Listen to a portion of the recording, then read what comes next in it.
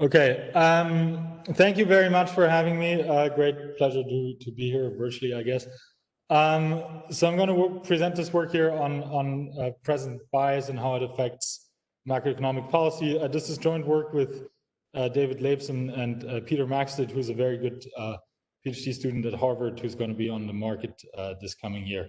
I don't think there's a chat window where I can paste this link, but if you want to look at the slides, if you can remember, this link here, you can type it in your browser window. You can look at the slides as well. Maybe that's useful for some of you.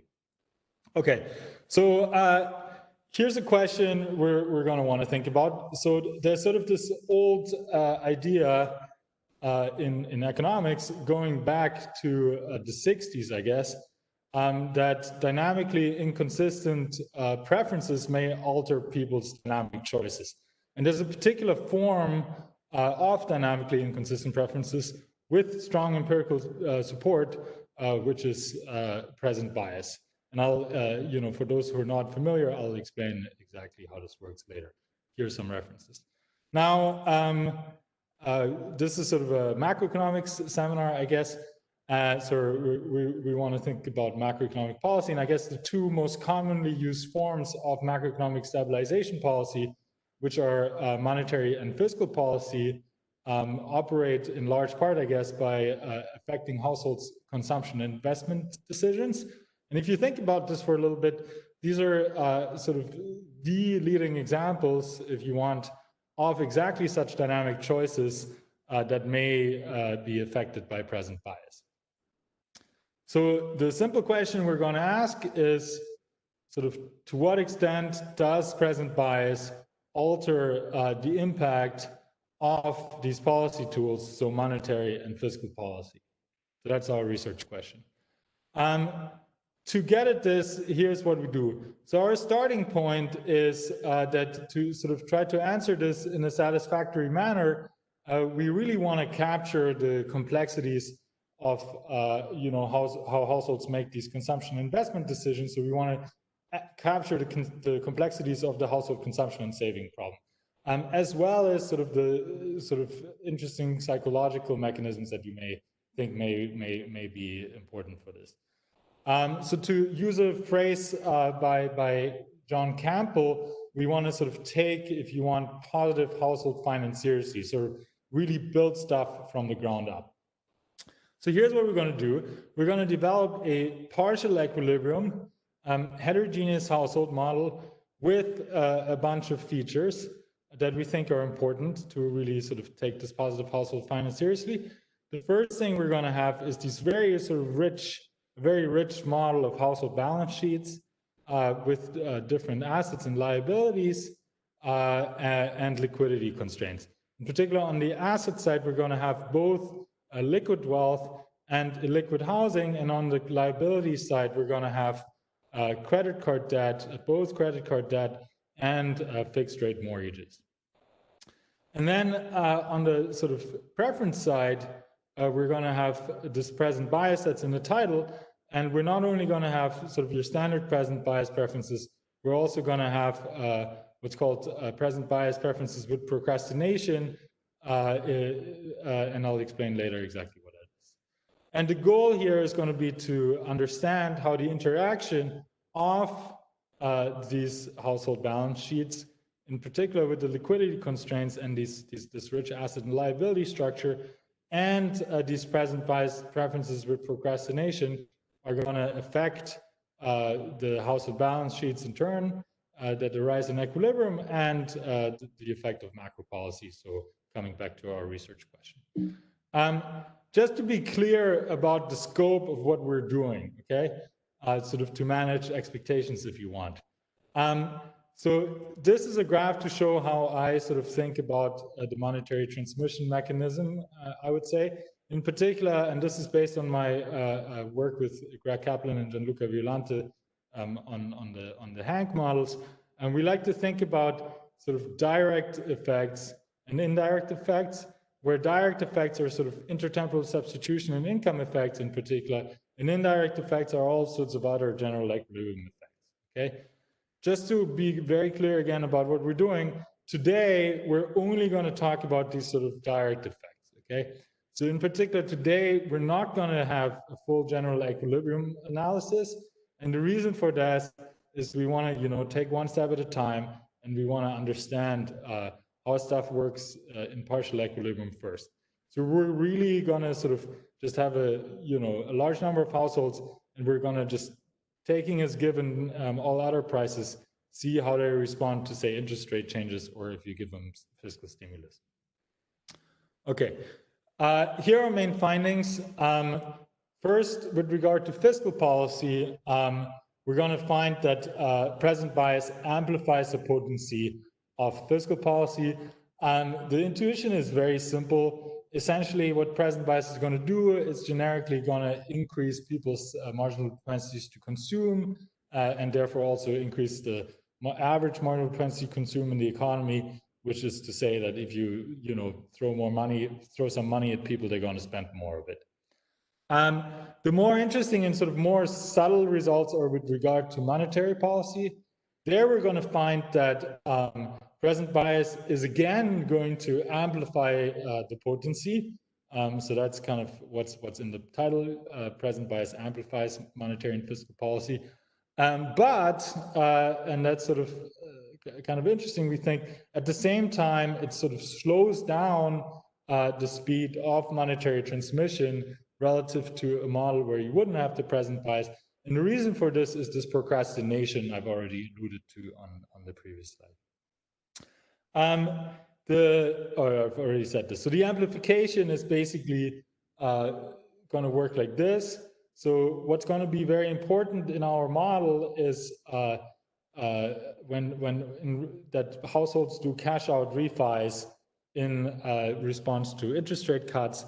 And the way this is going to work is actually, even though it's monetary policy, it's going to work a little bit like fiscal policy, okay? So basically, liquidity constraints, households are going to do these cash outs, and then this is going to function as liquidity injections to high MPC households, and that's going to give you a big bang for the buck because people have higher MPCs. The slower transmission, I've already said this, here in turn is going to arise from this refinancing inertia due to procrastination. And so what you have for monetary policy is sort of, on the one hand, you get more action, but on the other hand, it takes a longer time to kick in. Whereas for fiscal policy, you just unambiguously have more action. There's also a little bit of a methodological contribution. That's not going to be today's focus. I'll show you one slide, but I'll kind of skip over this. In particular, we're going to build on some previous work that David Leibson did together with Chris Harris and model this present bias in continuous time.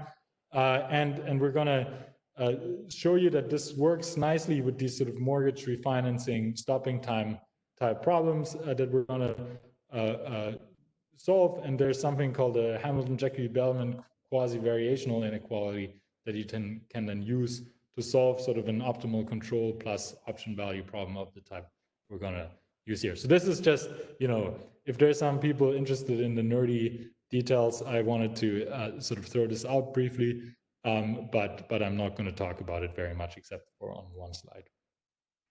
Okay, so that was my introduction. So maybe this seems like a good place to pause and take some questions if there are any. Otherwise, I'll go on and go into the model. So any questions? I think the best way is if you just unmute yourself and ask questions, because I cannot see the chat window. There are no questions so far. Okay, cool. Then I'll just go on. All right. So I'm going to first show you the model, and then I'll show you sort of some characterization of the model. Then I'll show you the steady state. We're going to calibrate the model somehow, and then we're going to show you the results. Okay. So here's the model. I'm first going to show you how we model the balance sheets, and I'm going to later show you how we model people's preferences, which is where the present bias is going to come in. As I've already said, this is going to be a partial equilibrium model of the household consumption savings problem. And here's how this is going to work. So there's going to be stochastic labor income. which is going to follow a three-state Poisson process. We could have a more complicated labor income process, but 3 states was sort of the simplest process that gives us, all the results we want. 2 states wasn't enough; we need 3. But you could make this like a continuum or an AR1 process or something like this.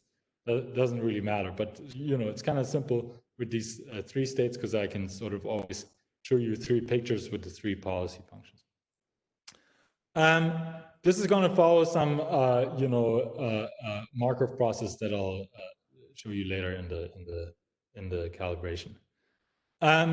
Here's the household balance sheets, which is obviously important. Okay, so these households are going to hold housing, mortgages, and liquid wealth. Okay, we're going to call positive liquid wealth saving, I guess, and we're going to call negative liquid wealth, for reasons that will become clear in a second, credit card debt. Okay, here's the law of motion for these different assets. So let me just talk through these. Okay, and sorry, and one thing I should have said is what you should sort of keep in mind or have in the background of your mind is basically a continuum of households, a large number of households who all solve the similar problem, but importantly in partial equilibrium.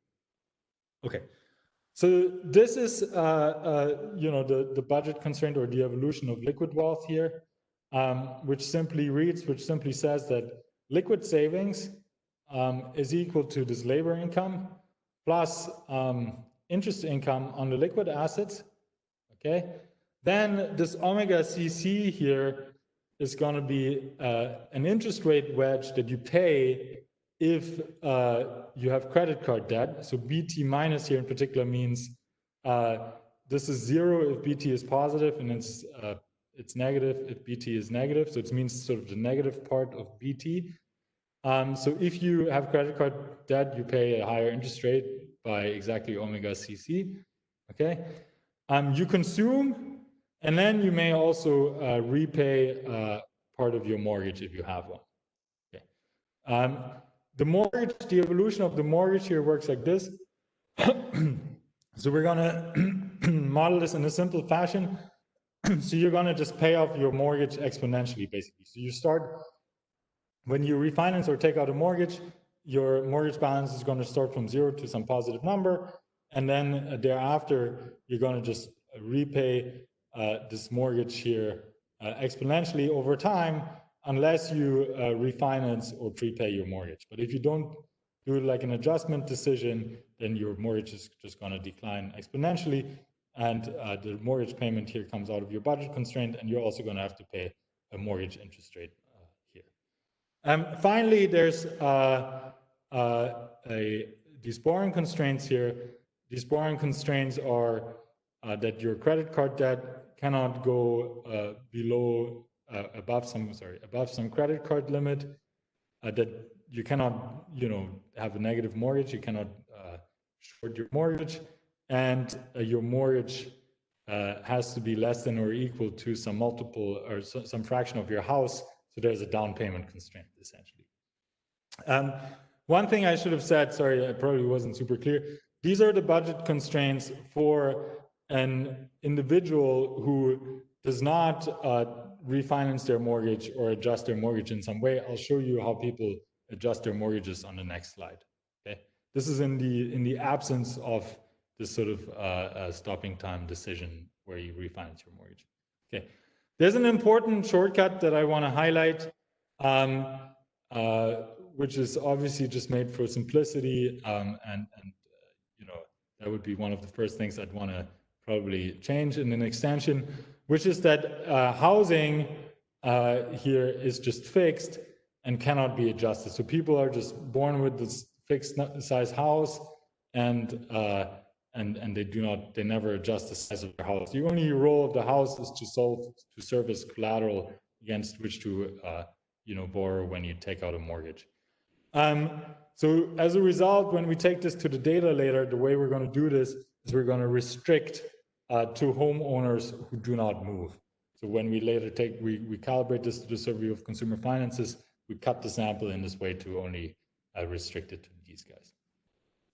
And finally, I've already kind of said this, households can refinance their mortgage, and the way this is going to work, you can refinance your mortgage at some cost kappa, and I'll show you this in a second.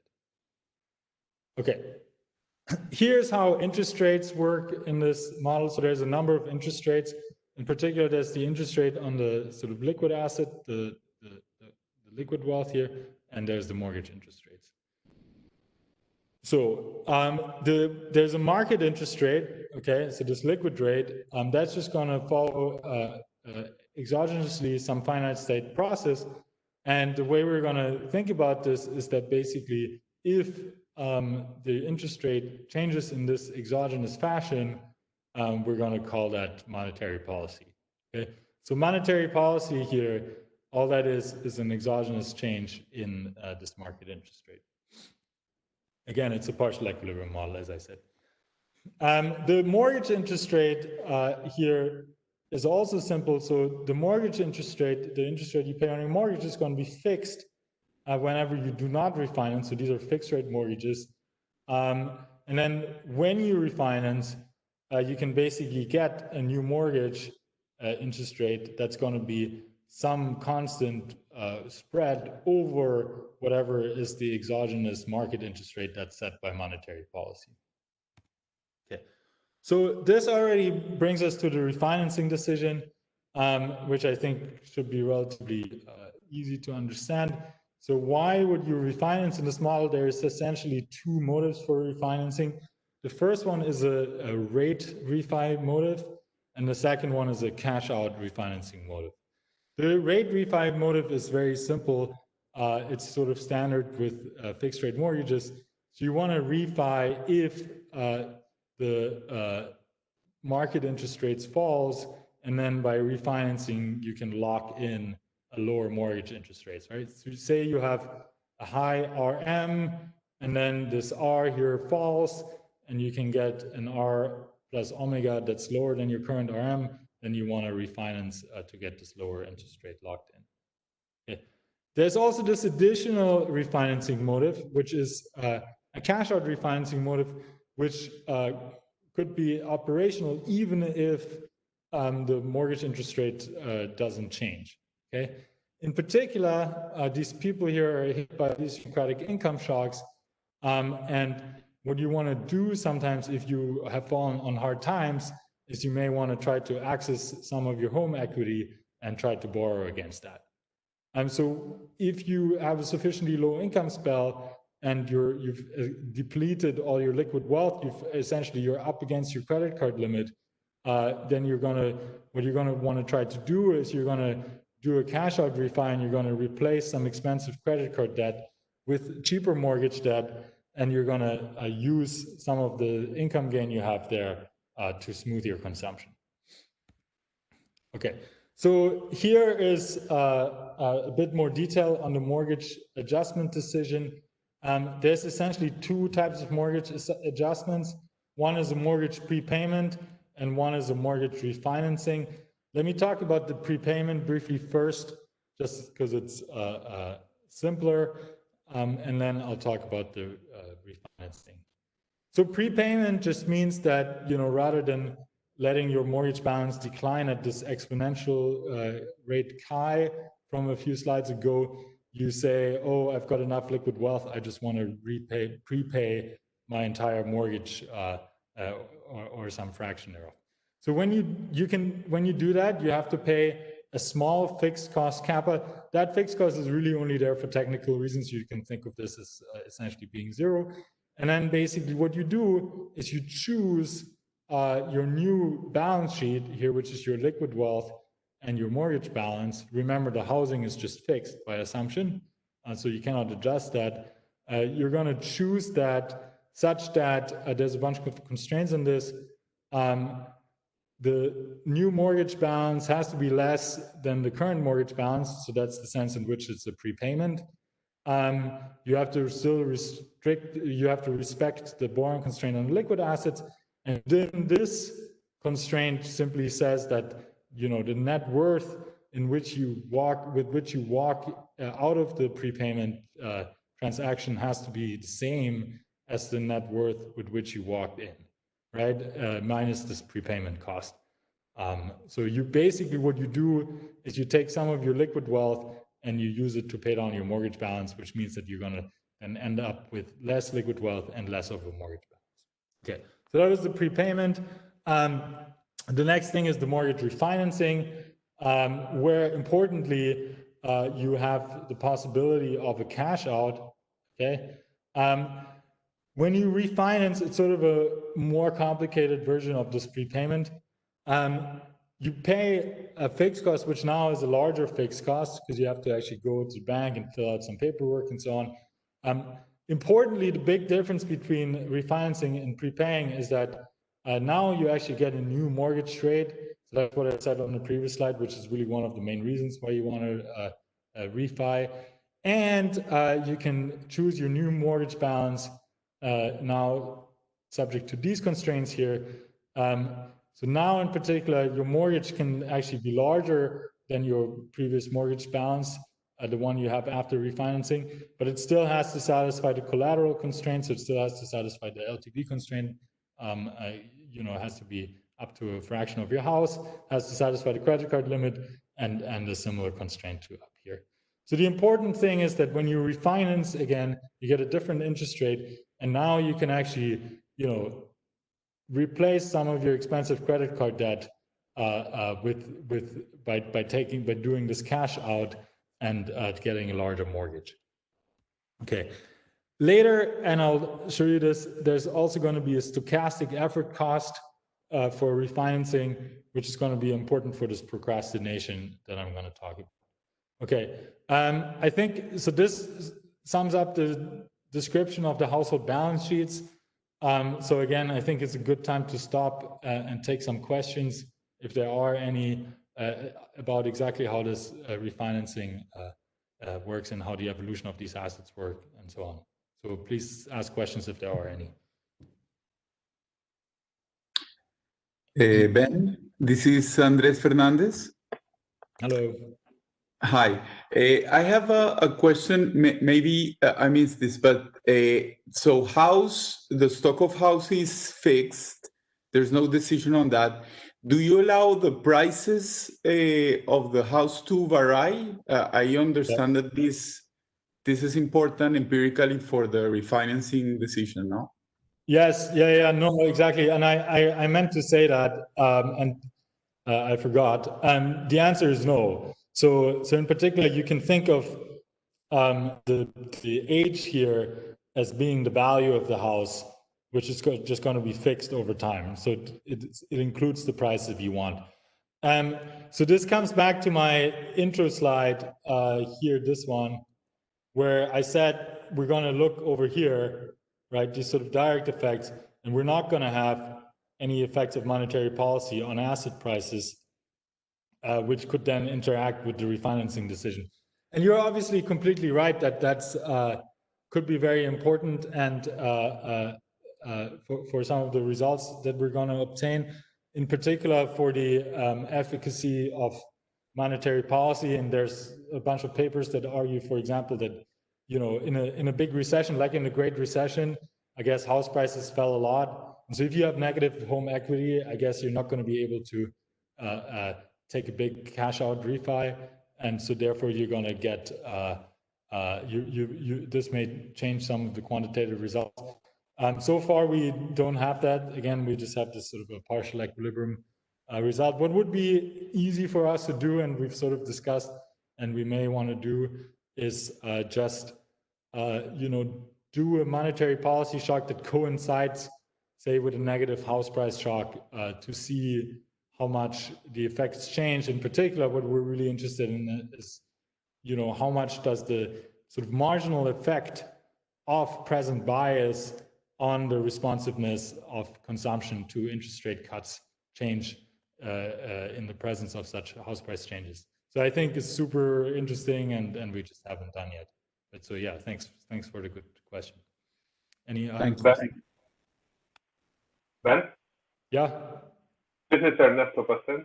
I'm a little bit confused about the partial equilibrium assumption and with a focus later on studying macro policy.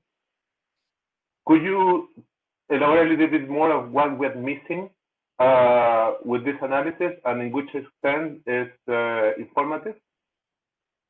Yeah. I mean, okay, it comes back to this again. So, obviously, where you want to go in the end is a full-on blown macro general equilibrium analysis.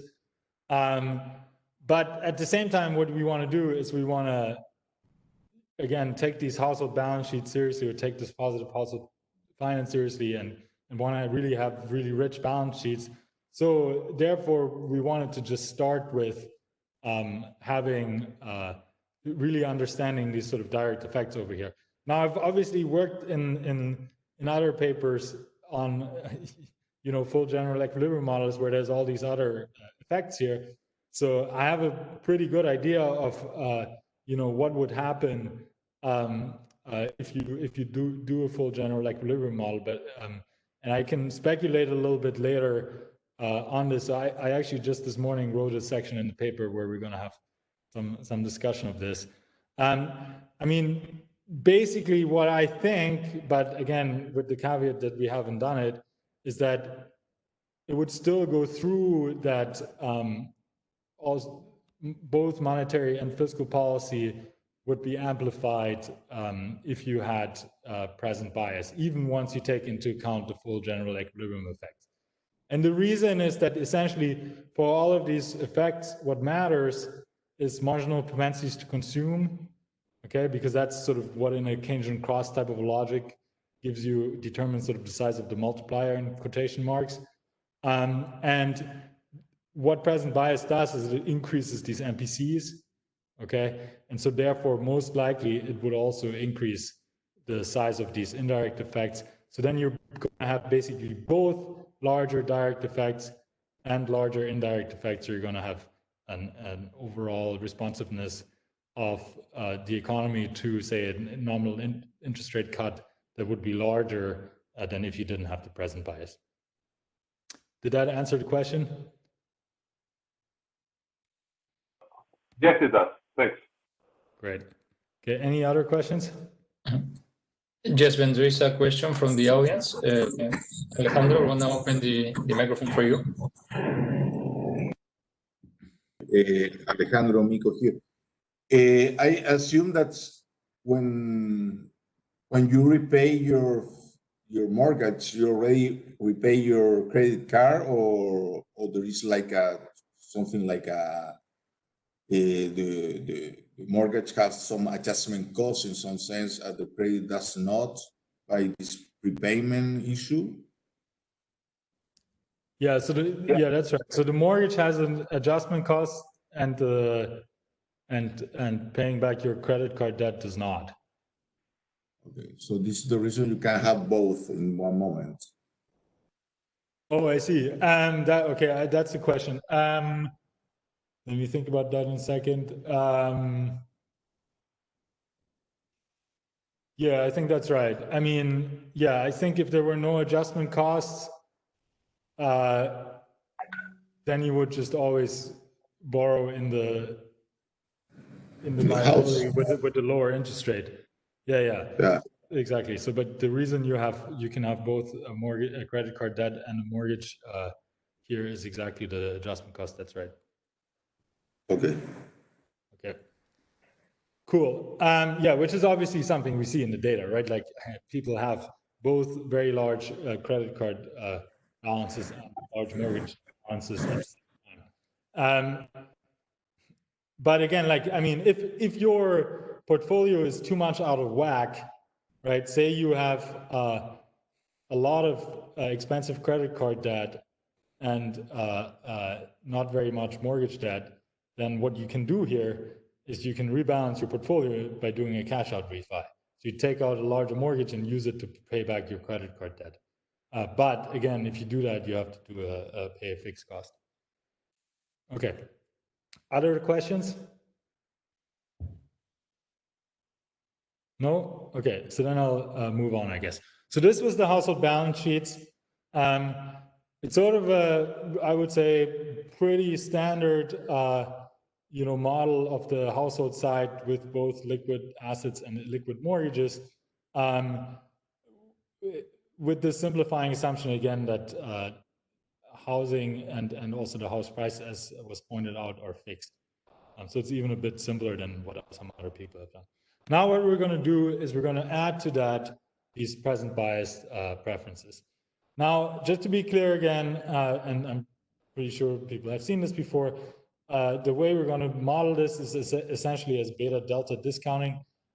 So if this were set in discrete time, then we would just have, a discount rates that looks like this.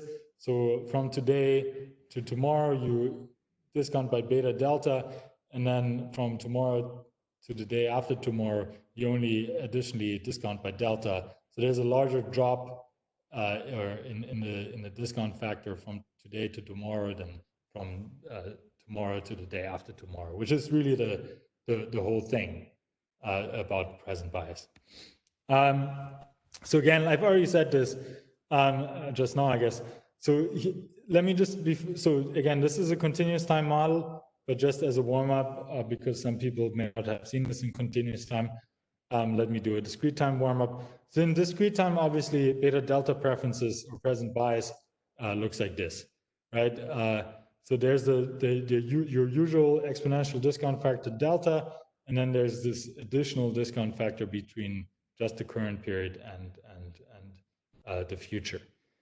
We're going to make an additional assumption, which is in the literature called naivete, as opposed to sophistication, I guess, which is that yourself at time zero does not realize it has the self-control problem for future self. Okay. Instead, the current self believes that all future selves have time-consistent preferences, meaning beta equals 1. Right, just to be clear, sorry, I should have said this. By setting beta equals 1 here, you can go back to the standard exponential preferences, right, where you just have standard exponential discounting. I'm always going to show you results for beta less than 1 and compare them to results for beta equals 1. And then whenever I say, what's the effect of present bias on stuff, I mean, what's the effect of having beta less than 1 as opposed to beta equals 1. Okay.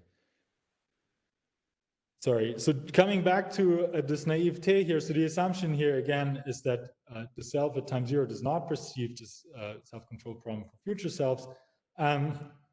What this does, it simplifies a lot the analysis of the problem.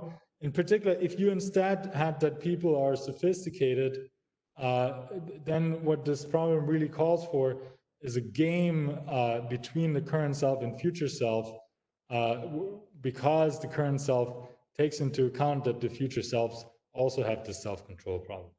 By making this naivete assumption, you can kind of get around this game and the analysis becomes much simpler. Peter, our co-author, has sort of a companion paper in which he analyzes what happens in Ayagari-Bewley-Haggett models if you have sophisticated present bias, and he gets some really interesting results there. I think the paper will be ready soon, and I encourage you to look at that. Okay, now this was the discrete time warm-up. Now we're going to do basically the same thing in continuous time. The way this is going to work essentially is just that, I mean, how it always works in continuous time, we're going to basically take a limit as the length of the period goes to 0, okay? So the way we're going to do this is that rather than the discount function looking like this, now the discount function is just going to look like this, and in particular, it's going to be discontinuous at the current time, okay? So the way it's going to work is if you're in the current time s, so s equals 0, then you're not discounting. If you're just epsilon into the future, you're essentially going to discount by beta, and then thereafter, and again, beta is less than 1, and thereafter you're going to have this additional exponentially declining discounting kicking in as a standard, right? Again, you can recover the standard exponential discounting by just setting beta equals 1 here, and you would have your familiar exponential to the minus rho times time going on in here. The details of this for people who are curious are in this very nice QJE paper by Chris Harris and David, and then David and Peter Maxted, so my two co-authors, they have this companion paper which explains all of this in more detail. But essentially, again, like it's just taking the discrete time beta delta, this thing here, and then taking the time limit as goes to 0, making, yeah, my hyperlink doesn't work, unfortunately. Okay. Just because this is important, let me maybe actually pause again and ask if there's questions on this, how present bias works in particular in continuous time. Questions? Yes, Ben. Fe has a question. Fe. Hi, Ben. This is Federico. Hey. Is there any? I mean, I don't know this literature. So is there any evidence that different households have different present bias? And do you think this would sort of be important to have this parameter to be heterogeneous across households, maybe depending on income or balance sheets? Yeah. No, I think I'm would not it be difficult to incorporate or not? Yeah. So I'm not the super expert either. Obviously, my two co-authors are much bigger expert, in particular David.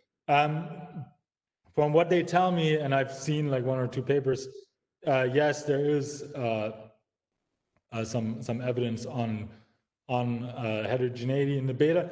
Not only that, but also there's evidence on heterogeneity in the degree of sophistication. Right? Remember, I said you can be naive or sophisticated, and so there seems to be some heterogeneity in that. So some people are more sophisticated than others. And for example, if you're sophisticated, right, you would sign up for commitment devices. You would, lock away some of your money in the liquid assets and these kind of things, which you're not going to do. But I don't know the answer to the question, how does it vary with observables? Yeah, I'd have to look into this. I mean, certainly it would be pretty easy to model it, like to put this into the model heterogeneity in a beta. I mean, it's essentially would be the same level of difficulty as putting heterogeneity in the row, I guess, into your model, or equivalently in the delta, which people do, I guess, in macro, right? Sort of there's a Crystal-Smith heterogeneous discount factor stuff. So I think it would be the same degree of difficulty and potentially interesting. But yeah, that's all I can say at this stage, I would say. Okay, thanks. May I ask a question too? Yeah. I am Ernesto Pasten again. Sorry again. At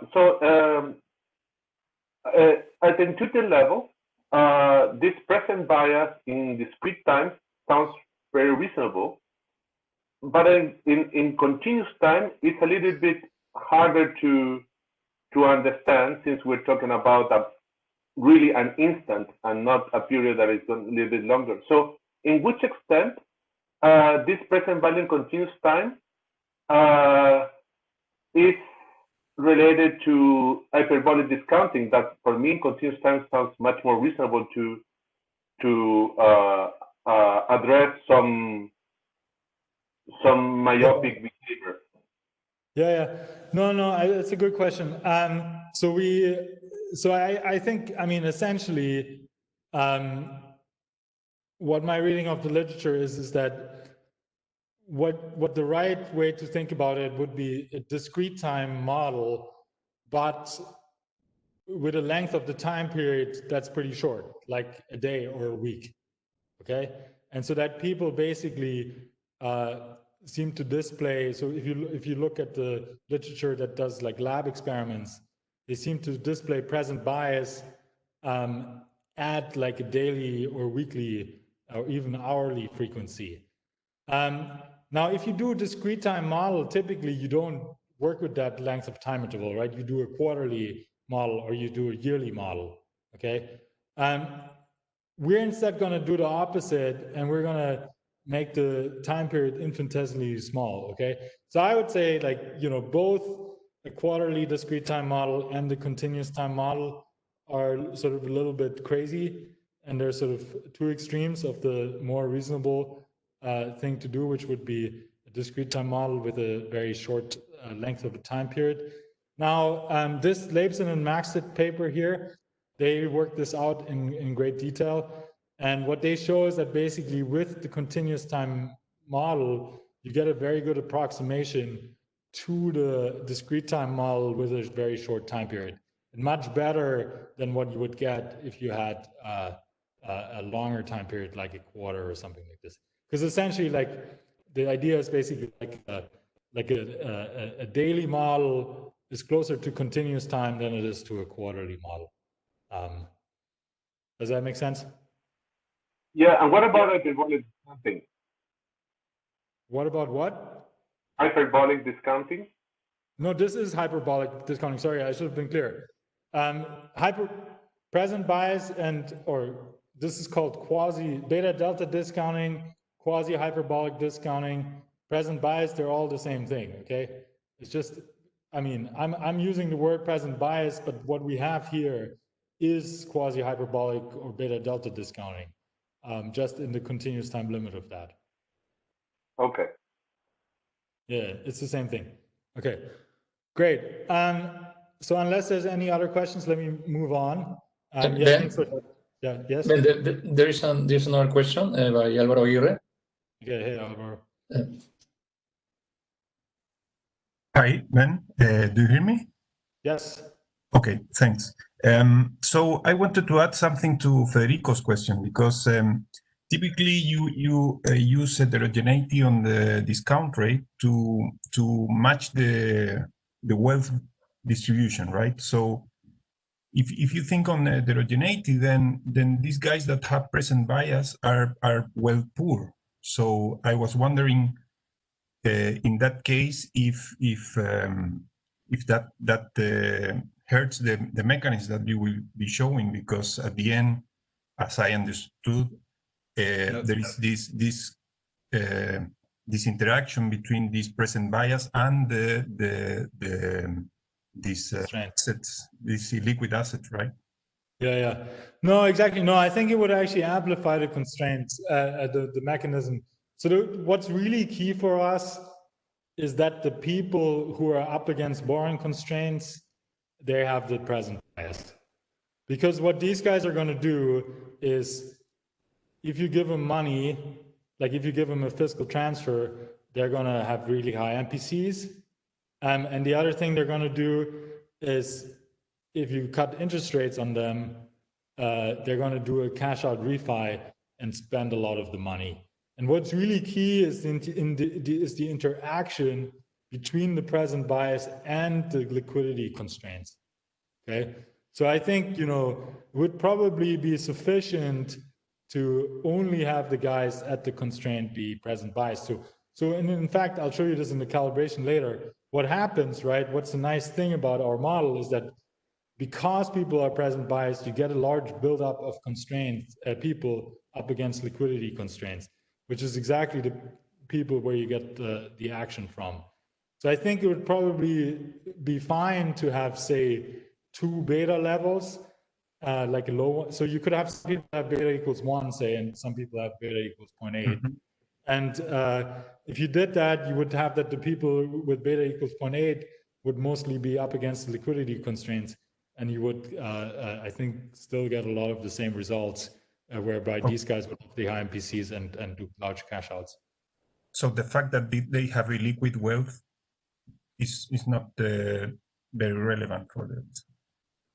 Well, no. So the liquid, you need the liquid. So the illiquid wealth here is just the illiquid home equity, mm-hmm. right? So you have this illiquid housing, and then you have the illiquid mortgage. So you do need the liquid wealth, because, you know, if you don't have a mortgage, I guess you can't do if you if you cannot take out this illiquid mortgage, you can't do a cash out refi. So that's the role of the illiquid asset here is really just you can do these mortgage refis, or in particular cash out refis. Right. So even if these guys are very present bias, they will have a housing and yeah, exactly. Oh, I see. And now, okay, an interesting question would be, if we relax the assumption that you can adjust your housing, would they still have the same amount of housing? Right. Okay, that's interesting. I haven't thought of this. Yeah, I'd have to get back to you. Yeah, you're right that I guess you could think that if you're really present biased, you'd never manage to save up to buy a house or something like this. And then you may not have a house to begin with, you know, against which to take out a mortgage. And then you may not have this cash out refi channel working as strongly. It's an interesting point that I'll have to think about more. But I do think, I mean, as long as you're hit by some idiosyncratic income shocks, there's going to always be some people who would get lucky enough that they would build up a large amount of liquid wealth, and at some point they'd want to buy a house, even if they're pretty present biased. But I mean, this is speculation, so I'd have to think about that. Okay, thanks. Thanks. Okay, cool. So let me kind of move on, because otherwise I'm going to totally run out of time. Okay, so this was the plain vanilla beta delta quasi-hyperbolic discounting or present bias, if you want. Now we're going to add something that we think is kind of cool, which is we're going to show you that present bias is a very simple and natural tool to get refinancing procrastination off the ground, which is something we seem to see in the data. So in particular, there's a large literature in empirical household finance. Here's some references that shows that households are essentially quite slow to refinance. So if you want, they sort of leave some amounts of money on the table. So say your current mortgage rate is like, 5%, and the mortgage rate you could get by refinancing is like 1%. Obviously, you should refinance, but lots of people don't seem to do that, and they leave quite substantial amounts of money on the table. So the question is sort of, why does that happen? Okay.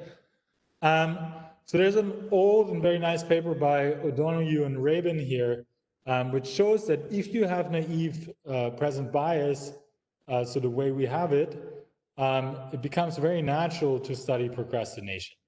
Okay. The main result of this O'Donoghue and Rabin paper is that if you have naive present bias, you're going to procrastinate on sort of immediate cost and delayed benefit tasks. Okay, and a good example of this is exactly refinancing your mortgage. So the idea is you have to go to the bank, you have to deal with all this hassle, and you're only going to get the benefit of refinancing over time because you're going to have these lower mortgage payments. Okay, so here's how we're going to do this. We're going to microfound this procrastination in a sort of a simple way by adding now an effort cost to the model. Okay, now there's sort of an extreme result, which is that okay. How should I do it? Okay, let me first show you how it works, how we model it. You're going to probably think it's a little bit weird, and then I'm going to tell you why we model it like this. Okay, so we're going to have this sort of Culver procrastination here with an effort cost that's basically a small positive number most of the time. So you have to go to the bank and talk to this annoying banker and fill out all this paperwork. So it's going to, and your effort cost is going to sit at this positive number most of the time, but every now and then it's going to flick to 0 at rate phi. Okay. Now there's a bunch of reasons why we do it like this. So the first thing is that when beta is equal 1, this small effort cost, so you don't have, there's no present bias, then the small effort cost essentially does not affect the refinancing decision, okay? Because it's, you know, arbitrarily small, so it's not going to matter. However, when beta is less than 1, it actually can play a large role, okay?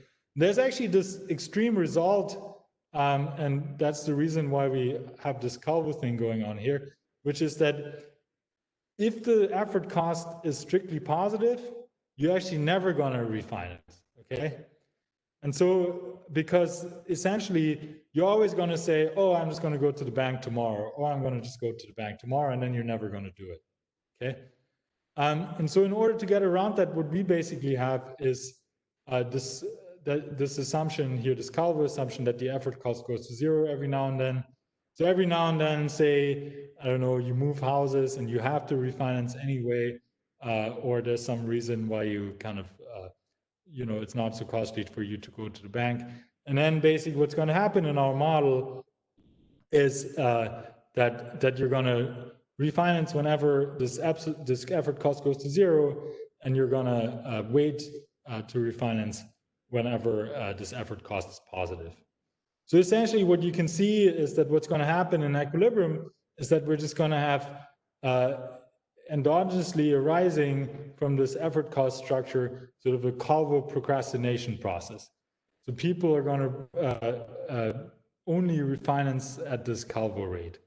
Now, one comment that is sort of worth making here is that this procrastination here only really happens with an immediate effort cost, and the monetary cost by itself would not be enough, okay? And that's really sort of one of the key results of this work here by O'Donoghue and Rabin and follow-up work. And the way I kind of like to think about this intuitively is if you think about, you know, what's your consumption flow or what's your utility loss from having to pay $10,000, which would be a monetary cost, relative to 5 hours of pain of going to the bank and refinancing, okay? And so the idea is essentially that 5 hours of pain is going to make you procrastinate, whereas like just having to pay $10,000 at some point is not going to make you procrastinate. Why? Because the consumption flow you're going to have over 5 hours after you made a $10,000 payment is basically essentially not going to change, whereas the 5 hours of pain is going to be sort of an immediate utility loss that you're going to experience when you procrastinate. So again, what's really important is this sort of an immediate cost nature here, and that's what gives you the procrastination. Okay. But essentially, I mean, if you've never seen this before, it's basically just a way to microfound sort of a Calvo type refinancing process where people are slow to refinance. And the nice interpretation is here that they basically procrastinate because of this effort cost. Okay. And now here's the model summary again, and I'll kind of get to the results. So the aim again, remember, was to characterize monetary and fiscal policy or the partial equilibrium effects of these in a heterogeneous Asian model with present bias preferences. Just as a summary again, the model features 5 state variables. So you have liquid wealth or credit card debt B, stochastic labor income Y, this mortgage, which gives you a liquid home equity. You have this mortgage interest rate, which is going to move around over time. That's going to give you action on the refinancing decision. And you have the monetary policy interest rate, which is also going to be linked to the mortgage interest rate and give you the standard effects of monetary policy as well. Okay, so with this model in mind, okay, and I'll be happy to talk questions again in a second. For the remainder of the talk, I'm just going to show you what happens. And essentially, we're going to want to compare the model with beta equals 1 and the model with beta less than 1. So now, one thing I've told you is that regarding this procrastination with beta equals 1, you do not get this procrastination mechanism, and with beta less than 1, you do get this procrastination. Okay, so just for sort of pedagogical purposes, what I'm going to show you, besides sort of this rational benchmark and this behavioral benchmark, is also an intermediate case where just beta is less than 1 and we sort of artificially shut off the procrastination. And the reason is that this makes it easier to understand the results. But really, the two economies we're going to want to compare is the one here, the rational benchmark, and the one down here, the behavioral benchmark. Ben? Yeah. There is one question from the audience. Alejandro, please. Yeah, my question is that volatility make a huge role here, because if you have a little volatility in the interest rate, there is no procrastination, no? Because in some sense, you have if you don't have any movements in the interest rate, there is no refinancing, and if there's no refinancing, there's also no. Just a small volatility will make that this. What I understand is that with the epsilon is very small, you will never refinance your debt because you are waiting. Okay, I will go tomorrow. And so on. Okay, but if you have a little volatility in the interest rate and you believe, okay, now I have a small shock that is is low interest rate, but for 1 day or 2 days because there is volatility, you will go. Because in some sense, in this case, your expected evolution of the interest rate will make you to move or not or wrong. In some sense, that the beta is, when beta is a little is lower than 1, the issue that you have procrastination is that if the interest rate something is fixed, you will, and still you have benefit to go to refinance. You will say, okay, I will wait 1 day to go tomorrow, okay, because this epsilon is very small. Okay, if you, and in some sense, if you don't go 1 day, you will never go because every day is equal. But if you have a little volatility in the interest rate. No, so you're still not, so, okay, just, again, the reason why, so we do have this, this effort cost switching down to 0 every now and then, right? And the reason for that is exactly to prevent the fact that otherwise people may never refinance, okay? So just to be clear, right? So we do have, you know, I forget what the parameter is we have for this, you know, on average, once every, 3 months or something, your effort cost is low. So then if it's worth for you to refinance, you're going to refinance. Just to be clear about that. So it's just that it's going to take a while for you to do it. And you're right that the volatility of the interest rates is going to matter. I mean, even without the effort costs, just with the monetary policy, with the monetary costs, right, the volatility of the interest rates is going to matter for how much you're going to refinance. So in particular, if the interest rates are very volatile, what you're going to do is you're going to, whenever the interest rate is low for a second, you're going to refinance so as to lock in the low interest rate, which you don't have for the next 30 years, essentially. All we're doing here with this effort cost is we're adding a little bit of sort of sand to the workings of this machinery. So you're not going to always immediately refinance when it's profitable to do so. Does that make sense? That's not important for to have a bunch of people there that are not refinanced. In some sense, that the monetary policy will be more effective if you have a big bunch of people that are, in some sense, a benefit to refinance, but they are not doing it because of this procrastination issue, no? Yeah, but so this is, I'll show you the results in a second, and I think it'll be very clear. So I said in the introduction, right, what present bias does is it amplifies the effect of monetary policy, but on the other hand, it takes a longer time for this to realize over time because people take a longer time to refine. And the reason is exactly this effort cost and this procrastination. So if you didn't have the effort cost and you just had the monetary cost, then what present bias does is give you a larger like a lot of people, refinance right on impact, and you get a huge consumption boom. If instead, in addition, you have the effort cost, and so you have this procrastination going on, then you're going to get a sort of a cumulative effect that's still sort of equally large, but it's just going to take a longer time for this to kick in. Okay. Yeah. Okay. Okay. Yeah. Okay. So let me briefly. So when am I supposed to finish, by the way, for the Q&A? Yeah, sorry. There is another question. So Pedro, please. Hi, are you hearing me?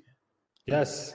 Oh, hi, my name is Pedro Duque. I am from Universidade de Brasília, and I would like to ask you about salience and naive present bias, because there's a paper of Agarwal and Karapetyan, I don't know how to say his name, but it talks about the salience of debt due to hidden costs when buying a house. So I would like to ask you is it possible to empirically differ about salience of debt and naive present bias when evaluating the mispricing in the decision of buying a home? So I must say that I unfortunately do not know this paper, but so if you could email this to me, that would be very helpful. Oh, nice.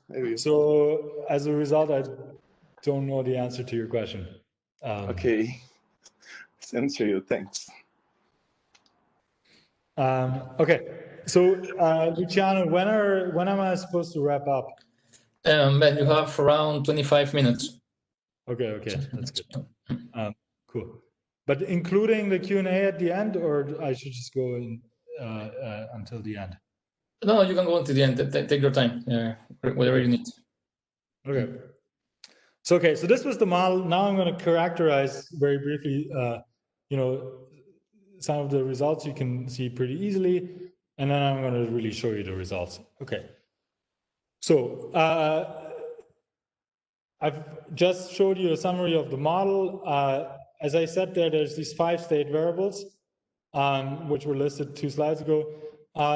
In the remainder of the talk, or sometimes in the next few slides, I'm going to use this shorthand notation X to mean the vector of these 5 state variables, just because I don't want to always write out these 5 states. Okay. In the next few slides, and also in the calibration, we're going to assume that households have CRA utility. So it looks like this. This isn't strictly necessary, but it makes some of the results a little bit nicer. Okay. Finally, as you may remember, there's basically 2 types of decisions that the households make. The first one is your standard consumption and saving decisions with the liquid asset, which is basically a continuous control problem.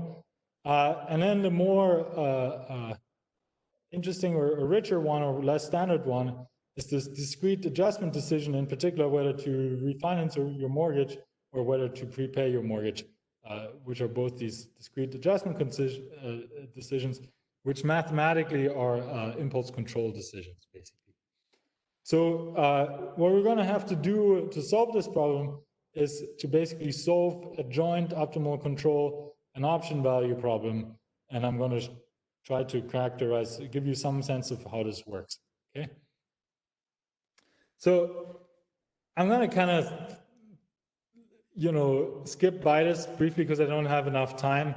But this is sort of the nerdy technical contribution I alluded to in the introduction.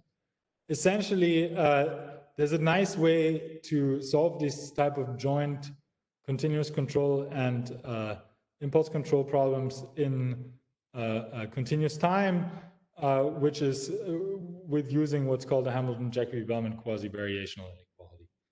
And it's basically these equations that kind of look like a Hamilton-Jacobi-Bellman equation, but then you have always this min floating around in there, which basically comes from the discrete adjustment decision. For people who notice, this is sort of an alternative methodology to sort of this thing that people do in economics sometimes, which is smooth pasting. So this is sort of a numerically much more convenient way of doing it, with which you can also handle things in many more dimensions. So in particular, here we have 5 state variables, right? Which if you try to do the usual smooth pacing and value matching in 5 dimensions, you're gonna be, it's gonna be a mess basically. You know, I'm happy to, there's some notes on my website for people who are curious about this, how to do this. And one thing that's nice is that it works very nicely together with present bias as well. Okay. That was like a little bit of a detour. Now let's come back to some characterization here. Okay. There's a very simple characterization of the consumption policy function, which looks like this. Okay. So essentially, when you write down this continuous time optimal control problem here with present bias, you get a very simple first order condition for the optimal consumption decision, in particular, sort of today versus one instant in the future. And this, first order condition here looks like this. Again, X is just the vector of states. So it says that the marginal utility of consumption is equal to beta times the marginal value of an extra unit of wealth. B here is liquid wealth, right? Where V here is importantly the time consistent value function. So, as I've said before, you can always recover the time consistent equations by setting everything equal to, by setting beta equals to 1. So, you can go here to this equation and set beta equals to 1. And in that case, you have your standard continuous time optimality condition for consumption, which the way it always looks like is your marginal utility from consumption is just equal to the marginal value of your wealth, right? The key is in continuous time, there's no discounting usually in your first order condition. That's different in discrete time, okay? Whereas if you have present bias there, you do actually get some discounting because exactly between today and one instant in the future, there is this discounting at this discount factor beta less than 1. Okay. From this, pretty quickly, you can very easily prove the following, and that's really one of the key nice results, which is that when people are unconstrained, so they're not up against liquidity constraints, then households simply overconsume by a constant factor beta to the -1 over gamma, where again, gamma is the curvature of the utility function. So this is where we use the CRA utility, makes things a little bit simpler. Okay. So essentially, what you can do is you can just solve the model without present bias and obtain the policy function here, C hat, and then you can just get the policy function with present bias and just scale it up by a factor beta to the -1 over gamma. Okay. What you can also see from here, okay, is that if this were just a linear model, and in particular one without liquidity constraints, then the model with beta less than 1 and beta equals 1 are really observationally equivalent. So if you calibrated these models, you would basically get that that you would just get that the policy function so you'd basically then recalibrate the discount rate, okay, in the present biased model such that you hit the same targets in the data, and you would get that present bias essentially wouldn't matter if you didn't have liquidity constraints. So what's really important here, and you can see this basically straight from this little proposition here, is the interaction between the present bias and the liquidity constraints.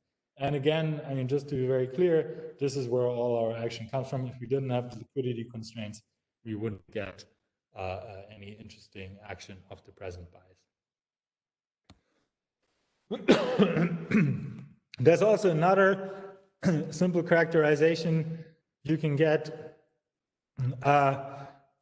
which is about the impulse control decision, in particular the mortgage refinancing and prepayment decision. Okay, which is that the mortgage adjustment thresholds are actually independent of the degree of present bias. Okay, So they only depend on the sort of a long run discount rate rho and other model parameters, but not on the degree of present bias. So really only the consumption decision depends on the present bias, but not the mortgage refinancing decision. Of course, then, so this is a statement about the policy function. Of course, in equilibrium, the wealth distributions are going to be important, are going to be different between the economy with beta less than 1 and the economy with beta equals 1. And so that's then where also the mortgage adjustment decisions are going to differ. If you take someone at the same point in the state space and you look at the person with beta less than 1 and the person with beta equals 1, they would do the same mortgage refinancing decision. Okay. I'm going to skip this and move on to the results. So there's a section in the paper which some of you may find interesting, which is how to, and this is something that's sort of a little bit interesting, I think, independently of what you think about present bias and so on. So maybe it should even be a separate paper, which is how do you take models that have only non-durable consumption, like the one I just showed you, and you map it to the data, where in the data, obviously, we know that durable consumption is important. And we have a simple way of doing this where we can map marginal propensity to consume to what we call marginal propensity for expenditure, which include durable spending. But, you know, this is something you should look at after the talk. There's a simple formula in the paper again. Okay. So now in the few minutes I have left, let me show you how we calibrate this model and then show you what we get in terms of results, and hopefully it should be pretty straightforward given what I've explained to you so far. Okay, so the way we're going to do this is we're, there's a bunch of few key parameters that we need to calibrate. I'm not going to show you all the parameters, but obviously the most important parameters to calibrate here are the discount function parameters. In particular, right, there's the rho, which is the long run discount rate, your standard exponential discount rate, and then there's the beta, which is the degree of present bias. Okay, so here's how we're going to do this. So we're going to basically take the 2016 Survey of Consumer Finances. We're going to restrict to homeowners. I've already told you that. And then we're going to compute in the SEF a bunch of moments that we think are informative about, you know, these parameters, beta and rho. In particular, the two moments we're going to pick is the average loan to value ratios of these homeowners. So how large are their mortgages? And the other one we're going to pick is their average credit card debt to income ratios. And here are the numbers for this, okay? Here they restated again. And then just for external validation, because it's also kind of interesting, we're going to, sometimes I'm going to show you a result, but we're not using that to calibrate. I'm also going to show you results for a third moment, which is the share of people with credit card debt, which is quite high in the data, so 60%. Okay. In the exponential benchmark, okay, we're going to fix beta equal 1, okay? So essentially, we just have one parameter, this rho here, to fit these two moments. So the way we're going to do it, the way we ended up doing is we calibrate to the average loan to value ratio here. We choose the discount rate to get the loan to value ratios, and we're going to miss on the how much credit card debt there is. Alternatively, you could also hit the credit card debt, then you would miss the average loan to value ratio, okay?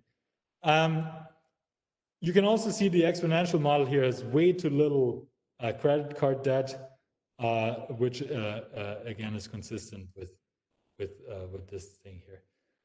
In the present biased economy, in contrast, okay, over here, we're gonna, and sorry, I should say these are quarterly numbers, okay? So rho here, 1.65 is a quarterly discount rate, so it's kind of a high number, actually.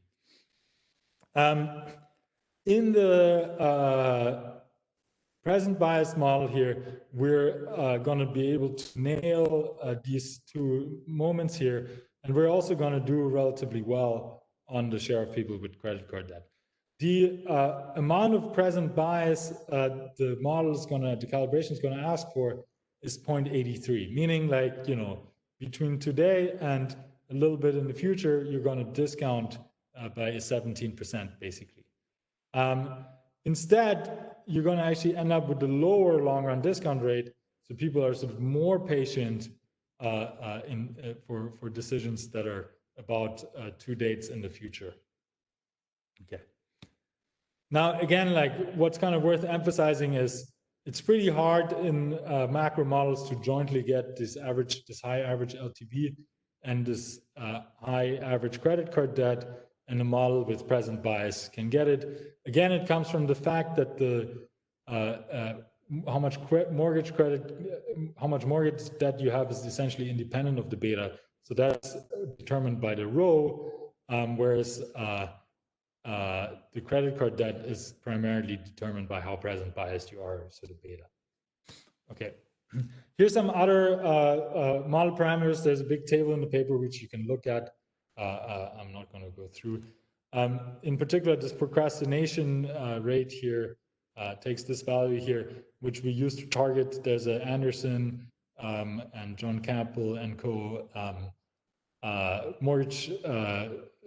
Household finance mortgage paper, which shows the rate at which people refinance, and that's kind of what we hit here. And there's some other values here. Okay, so before I show you the results about fiscal and monetary policy, I wanted to show you some simple results on marginal propensity to consume. And this is what, and how they look at it like across the liquid wealth distribution. So there's liquid wealth on the x-axis here, and this is how the marginal propensity to consume here differ. This is zero liquid wealth. This is where there's a wedge between borrowing and lending rates in the budget constraint, and this is the credit card limit. Okay, so you can see, I mean, this is sort of standard in this literature. There's 2 regions in the state space where MPCs are high. One is at the credit card at the wedge between, at the kink in the budget constraint between borrowing and saving, and then the other one is at the credit card limit. If you add let me just do it like this. If you add present bias, you essentially get considerably higher marginal propensities to consume. And again, primarily this happens at the credit card limit. So you now have these liquidity constrained people who have these really high MPCs. What happens, and one thing one should also say, is that if you have this procrastination, you get a further buildup of people at the liquidity constraint, because people, even if they have a lot of credit card debt and should really refinance to pay off their credit card debt, don't do this. Okay, this is what the stationary distribution. Okay, this is what I actually just said. Sorry, I should have just shown you the graph. Okay, this is what the stationary distributions look like in a model. Again, compare the black line and the red line here. You can see that with present bias, you get a large buildup of people right at the borrowing constraint, at the credit card limit. Again, there's 2 reasons for this. A, they don't mind borrowing in the high interest rate credit card debt because they're present bias, and on top of that, they procrastinate refinancing, which makes them even more likely to be borrowing constraints. Okay. Maybe I can take 1 or 2 questions about this, if there are any, about the calibration and the results on this sort of the stationary distributions. Are there any questions? Yes, Ben, I have one. Andres Fernandez again. Yep. Are you including information on the frequency and the size of the refinancing? Yeah, it seems important, no? Yeah, that's right. So far we're not, but yeah, this is something we've discussed and we may do in the future. Yeah, I think there's a table somewhere in the paper that shows some statistics on this. I may be wrong. We've been updating the paper quite a bit, and recently I don't remember whether it's still in there or we took it out again. But we've definitely looked at this, and our model does relatively well on this. vis-a-vis the data. It's not so easy to get good data on this, right? Because you kind of need panel data. And so we cannot look at this in the survey of consumer finances. But there is some data on this, and I think there's a table somewhere in the paper. But yes, I mean, obviously that's a good thing to look at. Yeah, look at the paper. If it's not there, you can send me an email, and I can show you the table. Okay, But thank you. I remember seeing it and being very happy about it. So, Okay. okay. So now let me go on and show you the results, which again hopefully will be relatively straightforward. So I'm going to first do fiscal policy, and I'm going to do monetary policy. Fiscal policy should be very straightforward, I think, given the results I've just shown you. Right? I've just shown you that you have much higher NPCs with present bias, in particular at the constraint, and then you have more people up against the constraint. So obviously also the average NPC is higher. So, not surprisingly, when you do fiscal policy, so here we're just going to do a $1,000 helicopter drop on people. You're going to get much more potent fiscal policy here over time. Okay, so, and there's two reasons for this. Again, you have higher NPCs at the borrowing constraint, and then on top of that, if you have procrastination, you have more people up against the borrowing constraints. So then you get a sort of a double kick to modular capacity to consume. Okay. Yeah, sorry, I just said this. Okay, these are the graphs again to show you why you get these higher NPCs. Okay, the more subtle result is about monetary policy. Okay. So what I'm going to just show you is a 1% drop in the monetary policy rate, which is then also going to result in a 1% drop in the mortgage rate that you can get at the mortgage interest rate. What's going to happen, so it's a large drop, okay? But it's not your usual 25 basis points, it's a large drop. What's going to happen is that this cut is going to imply that 70% of households are going to refinance. And out of those, actually a large chunk also take a cash out refi, okay? Because they may as well, right? So they're doing a large refi. Once you've paid the fixed cost, you may as well do a cash out, basically. So given this, here's what happens to consumption in response to this sort of monetary policy interest rate cut. So this again is your exponential benchmark. Okay. If you have just present bias, but no procrastination, so right, this is what intermediate here means. You get a larger, you get more action on impact, okay?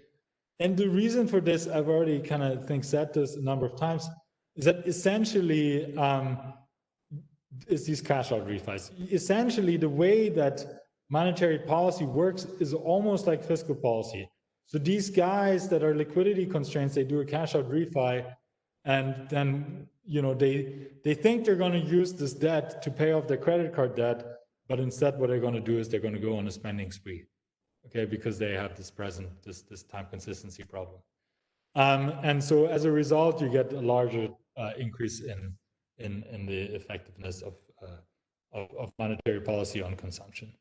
Now, if you instead add the procrastination, okay, it becomes a bit more subtle, okay?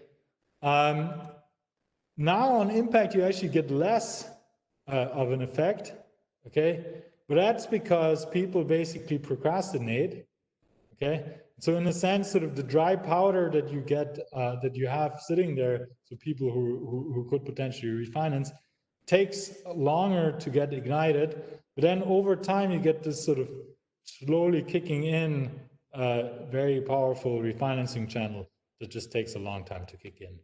Here's another way to look at this, where you can see this clearly, what's going on. So this is the same impulse response functions for fiscal policy and monetary policy, but now scaled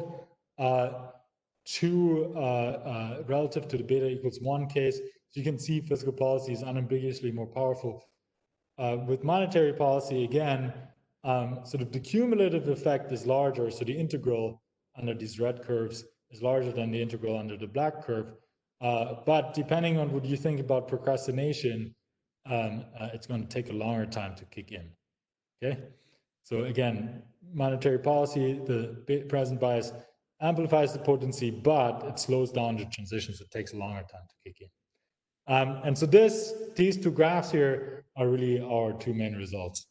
And so I think, there's some other results in the paper, but let me actually then, now these are our main results. So let me actually go to the conclusion, and then maybe we have time for 1 or 2 questions.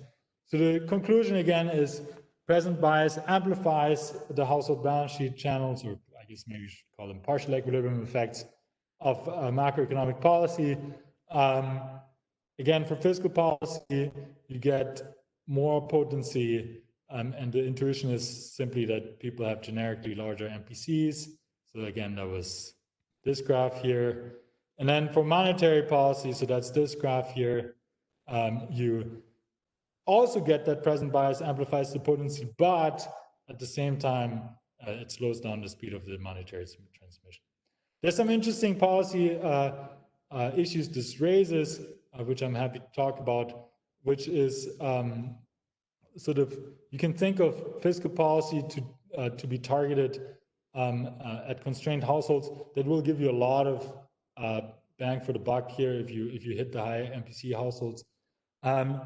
And the other thing that comes to mind, maybe relevant for you guys as a central bank, at least if you have fixed rate mortgages in Chile, which I don't know, is that monetary policy will be particularly powerful when you combine it with policies that reduce inertia in some way, and reduce this procrastination in the refinancing decision that we think is important. So for example, adjustable rate mortgages are obviously going to do this, and we have a discussion in the paper to what extent this gives you more action. Okay, so I'm going to stop here, and then I'd be happy to take some questions if you want.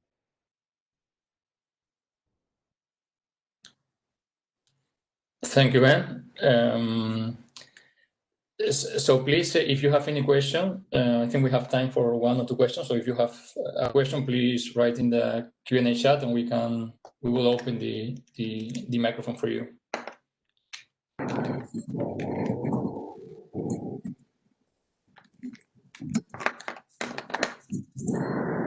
Oh, I think Alejandro Migo has a question. Yeah. So in some sense, in the model will be optimum for the central bank to say, okay, I will cut the interest rate 1 period, and then I will increase it. So in some sense, you will have the bunch of people refinancing the debt immediately, and they will spend the money. In some sense, this is one way to reduce the procrastination issue, no? Why do you think that? I mean, some sense, people still pay this effort cost. People still pay this effort cost, and they don't like going to the bank. Yeah, but since the benefits, if I put the benefit in 1 period only, the people will say, okay, I cannot procrastinate because tomorrow the opportunity will be not there. So the cost, I will pay the cost today because tomorrow there will be no chance to do it. So in some sense, the bunch of people going to the bank. In some sense, like the same thing to have it's the same in macro, that when you have these investment benefits to increase investment in the economy, it's much better to have the benefit only for a short time of periods, because people will take in advance the decision to invest, to take the advantage. In this case, it's the same, or no? Because in some sense, the small costs that prevent you to go to the bank today to do the financing is working, because tomorrow you will still have the chance to do it. But if tomorrow you don't have the chance, the cost to not go into debt will increase. No, I understand the argument. I have to think about whether it's correct in the model. It sounds like it could be. Let me make a bunch of observations. So you're right so the experiment I showed you was basically a very persistent interest rate cut. So then you're right. You think that you have the option to refinance still in the future. Okay, that's one observation. The other observation is,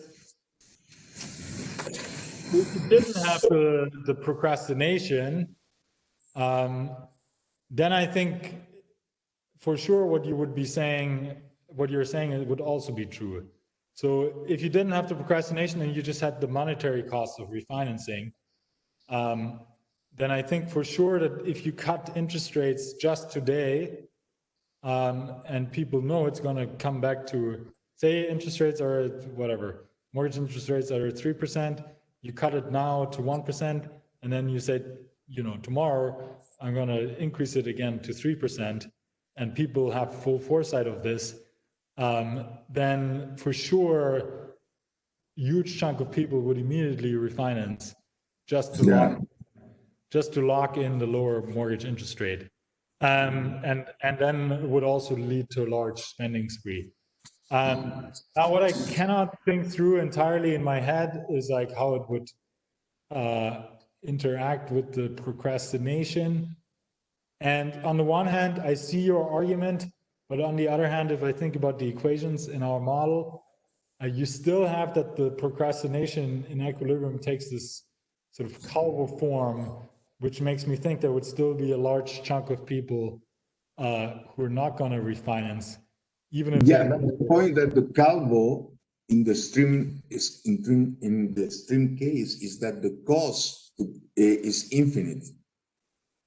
Okay, and this is some sense. No, we don't have that. The cost is infinite. But in your case, no, it's not infinite, and it's worth because the benefit is not so large to go today because you have the option tomorrow. And that's the thing I understand.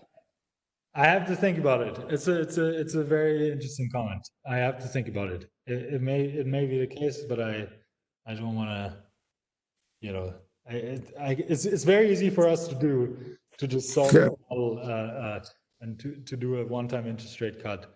And which immediately goes back, and we can very easily do it. I just don't know the answer off the top of my head. But thanks for a great comment. Thanks. Other questions?